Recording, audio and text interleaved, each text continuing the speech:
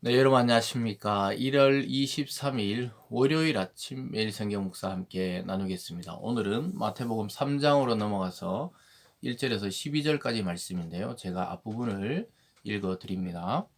그때 세례 요한이 이르러 유대 광야에서 전파하여 말하되 회개하라 천국이 가까이 왔느니라 하였으니 그는 선지자 이사야를 통하여 말씀하신 자라 일렀으되 광야에 외치는 자의 소리가 있어 이르되 너희는 주의 길을 준비하라 그가 오실 길을 곱게 하라 하였느니라. 아멘. 오늘 본문의 내용을 중심으로 주의 길을 예비하라, 주의 길을 예비하라 라는 제목으로 말씀을 함께 나누겠습니다. 오늘 본문의 내용은 예수님이 탄생하시고 또 예수님이 공적 사역이라 그러죠. 이제 30살이 되셨을 때 메시아적 사명을 공적으로 수행하기 직전에 세례 요한, 즉 사람들에게 세례를 베풀던 요한, 그 요한이 나타나서 주님의 길을 예비하는 장면을 보게 됩니다. 여러분, 저나 여러분이나 우리가 어떤 일을 할 때 미리 앞서가서 누군가 예비해 놓고 준비해 놓으면 일이 훨씬 수월합니다. 그와 같이 메시아이신 예수 그리스도가 공적 사역을 시작하기 전에 공식적으로 예수의 길을 준비하고 사람들의 마음을 회개시키고 하나님께로 돌이키기 위해서 하나님은 세례자 요한을 이 땅에 보내주셨습니다.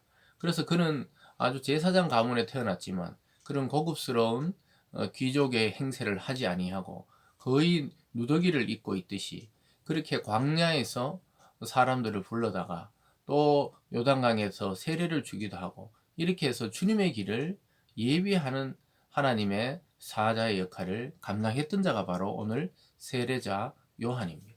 여러분, 이것을 통해서 우리는 모든 성도들이 다시 오실 그리스도를 준비하는 자세를 배우게 됩니다. 우리가 이 땅을 살아가면서 우리의 이 육체의 생이 끝이 아니라 하나님과 함께 영원한 생, 또 주님의 다시 오심을 통해 얻게 될 우리가 부활의 몸, 그 시대를 기다리며 우리는 주님의 길을 예비하는데 그 예비하는 가장 빠른 방법은 바로 복음을 전파하는 것이죠. 저와 여러분의 일생의 목표가 그리스도가 되고 또 그리스도를 맞이하는 것이 되고 또 그리스도의 복음을 증거하는 것이 된다면 우리가 세례자 요한과 맞먹는 그와 못지않은 그런 하나님의 길을 준비하는 자들이 될 것입니다. 오늘 먼저 그는 광야에서 외쳤다고 이야기하고 있습니다. 1절에 보면 그때 세례 요한이 이르러 유대 광야에서 전파하여 말하되 회개하라 천국이 가까이 왔느니라. 그래서 세례자 요한은 유대 광야에서, 왜냐하면 그 소란스러운 이 예루살렘 성과 또 부귀와 권세와 영광을 쫓는 그 자리가 아니라 아무도 알아주지 않는 그 광야 한편에서 그리스도의 길을 예비하며 정말 하나님 나라를 기다리는 자들의 그 백성의 마음을 시원케 하고 회개케 하던 그런 자였다는 거예요. 그 내용이 뭐냐? 천국이 가까이 왔다는 거예요. 이것은 그리스도가 오심으로 이 땅에 천국이 실체적으로 임하는 것을 말씀하고 있습니다. 주님은 천국의 주인이요 하나님 나라와 이 땅의 주인으로 이 땅에 오시기 때문에 이제 회개하고 그를 맞이하라고 이야기하고 있는 것입니다. 그래서 성경은 세례 요한을 이렇게 평가합니다. 3절에 그는 선지자 이사야를 통하여 말씀하신 자라 일렀으되 광야에서 외치는 자의 소리가 있어 이르되 너희는 주의 길을 예비하라 그가 오실 길을 곱게 하라 하였느니라. 그래서 이사야가 예언했던 그 그리스도의 길을 준비하는 자가 누구냐? 이 바로 세례자 요한이었다는 거예요. 그를 통해서 주님의 길, 그러니까 주님이 행차하고 왕이 행차하기 전에 길을 고르게 하듯이 그렇게 고르게 하고 또 그가 오실 길을 굽은 길들을 곱게 한다는 거예요. 인간의 왜곡된 마음과 또 성품과 또 그들이 하나님을 멀리했던 마음을 말씀으로 채찍질해서 마음을 곱게 해서 주님을 맞을 준비를 하라고 그렇게 외쳤던 것입니다. 그의 외모는 4절에 보면 이 요한은 낙타 털옷을 입고 허리에 가죽띠를 띠고 음식은 메뚜기와 석청이었더라.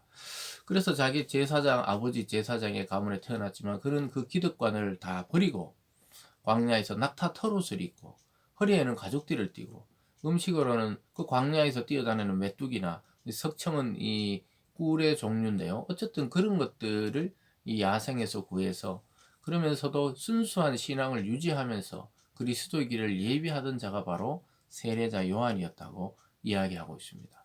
그래서 성경을 전체적으로 볼 때 이사야가 예언했던 주의 사자, 주님의 길을 예비하고 이 땅에 메시아가 오시기 전에 나타날 자가 누구였냐? 바로 세례자 요한이었다고 이야기하고 있습니다. 그가 하는 것은 특징적인 것은 회개의 세례를 베풀었다고 오늘 두 번째로 이야기하고 있습니다. 6절에 보면요. 자기들의 죄를 자복하고 요단강에서 그에게 세례를 받더니 이렇게 말합니다. 백성들이 그 앞에 나와서 죄를 자복한다는 회개한다는 것이죠. 그러고 나서 세례라는 그 유대인들이 좀 완전히 다른 방식이었어요. 그동안의 세례란 것은 자기들이 잘 어떤 개념인지를 모르고 있을 때 그는 요단강에다가 사람들을 이 세례를 시킴으로 그 죄를 씻기는 행위를 했던 것입니다. 그랬더니 7절에 요한이 많은 바리새인과 사두개인들이 세례를 베푸는 데로 오는 것을 보고 이르되 독사의 자식들아 누가 너희를 가르쳐 임박한 진노를 피하라 하더냐. 그 기존의 종교인들이죠. 바리새인과 사두개인들 자기들은 최고로 잘 하나님을 믿는다고 생각했던 그 종교적인 기득권자들이 올 때 오히려 세례 요한은 독사의 자식들아, 우리말로 하면 뭐 상당히 이 과격한 욕이죠. 독사의 자식들아 하면서 누가 임박한 진노, 즉 주님이 와서 이 심판과 구원을 행하는 것을 피하라 하느냐. 그래서 너희 죄를 너희가 받으라 이 말이죠. 그러므로 8절에 그러므로 회개에 합당한 열매를 맺고 속으로 아브라함이 우리 조상이라 생각하지 말라. 내가 너희에게 이르노니 하나님이 능히 이 돌들로로 아브라함의 자손이 되게 하겠다. 그게 뭐냐면 자기들은 아브라함의 자손이라는 자기가 아브라함의 자손이라는 교만, 또 그러한 이 자부심이 있었죠. 근데 그것을 적나라하게 깨뜨리는 것이 누구냐? 이 세례자 요한이에요.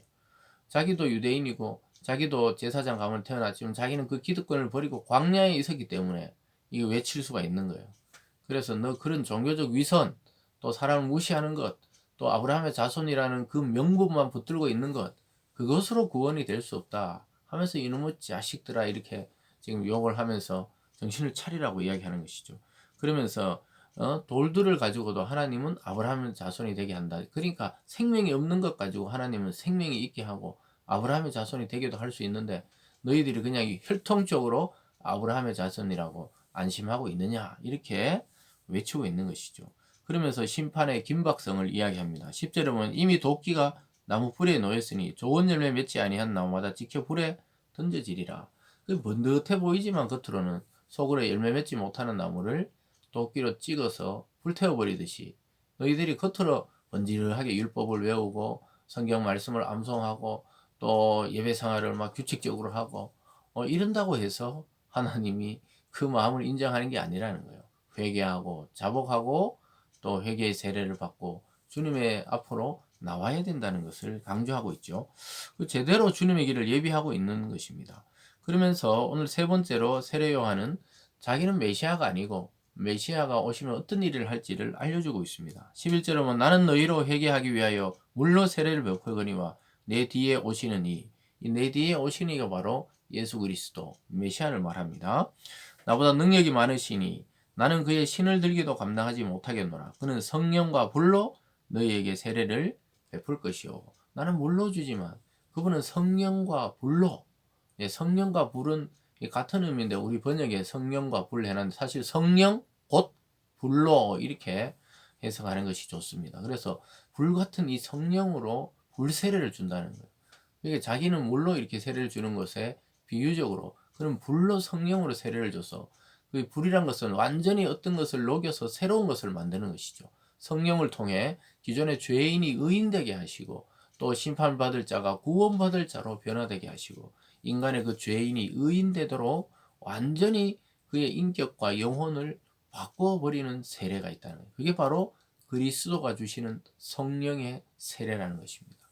사랑하는 여러분, 오늘 이 세례 요한은 자기의 길을 잘 가고 있었어요. 그리고 자기는 메시아가 아니라고 분명히 이야기합니다. 사람들이 자꾸 물어보거든요. 세례 요한이 워낙 설교를 잘하고 또 사람들이 막 회개하고 많이 몰려드니까 그가 혹시 메시아냐?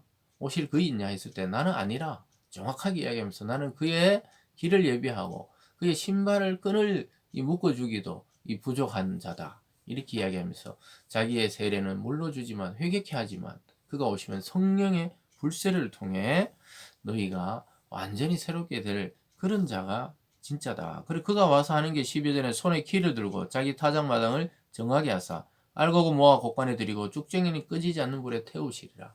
그러니까 우리 곡식을 이렇게 키질한다 그러죠. 예전에 이렇게 이거 보셨나 모르겠어요. 시골에 자란 저희들은 알지만은 이렇게 쭉쟁이와 알곡을 이렇게 불어서 알곡은 안쪽으로 쭉쟁이는 겉으로 해서 다 태워버리는 그런 이야기를 하면서 주님의 심판을 보여줍니다. 너희들이 겉으로 다 똑같은 것 같지만 참 그리스도인과 거짓 또 믿음의 사람들이 구분된다는 것을 보여주고 있습니다.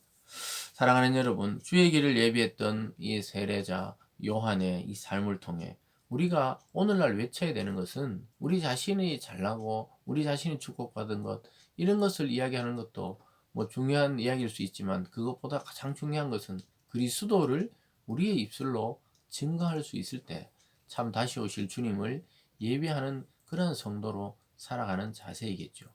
그래서 우리는 우리를 구원하신 그리스도가 저 타인 내가 만나고 있는 이 사랑하는 사람들도 구원하실 수 있는 분이라는 사실을 깨닫고 그가 오셔서 성령으로 세례를 준다. 그래서 우리가 복음을 전할 때 성령이 역사해서 참 우연치 않게 복음을 받아들이고 믿는 자들이 생겨난다는 것이죠. 여러분 오늘 하루도 또 여러분의 일생 주님의 길을 준비하고 예비하는 참 믿음의 사람 되시길 주님의 이름으로 축복합니다. 기도하겠습니다. 사랑의 하나님 아버지, 우리도 오늘 세례자 요한처럼 다시 오실 주님을 예비하는 주의 사자의 직분을 잘 감당하는 오늘이 되게 도와 주시옵소서. 감사드리며 예수님 이름으로 기도드리옵나이다. 아멘.